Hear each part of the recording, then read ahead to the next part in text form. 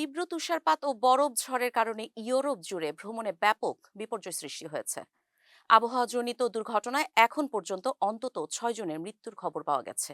ফ্রান্সের বিভিন্ন অঞ্চলের সড়ক দুর্ঘটনায় 5 জন এবং বসনিয়ার রাজধানী সারায়েভোতে একজন নারী নিহত হয়েছেন।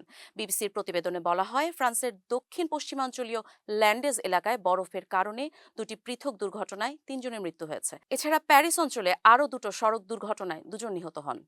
পূর্ব প্যারিসে একটি ভারী পণ্যবাহী যানবাহনের সঙ্গে সংঘর্ষে একজন চালক প্রাণ হারান। অন্যদিকে তুষারপাতের সময় একটি ট্যাক্সি নিয়ন্ত্রণ হারিয়ে মারোনে নদীতে পড়ে গেলে আরও একজনের মৃত্যু হয়।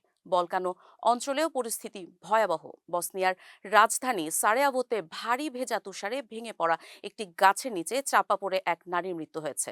তীব্র আবহাওয়ার প্রভাবে ইউরোপ জুড়ে শত শত ফ্লাইট বাতিল করা হয়েছে। প্যারিস ও আমস্টারডামের বিমানবন্দরে হাজার হাজার যাত্রী আটকা পড়েছেন। বুধবার আমস্টারডামের শিফল বিমানবন্দরে 400টিরও বেশি ফ্লাইট বাতিল করা হয়েছে। প্যারিসের রোইজি চার্লস ডি গল বিমানবন্দরে সকালবেলা প্রায় 40% ফ্লাইট সাময়িক বন্ধ রাখা হয়েছে। আর অর্লি বিমানবন্দরে বাতিল করা হয়েছে প্রায় 1/4 ফ্লাইট।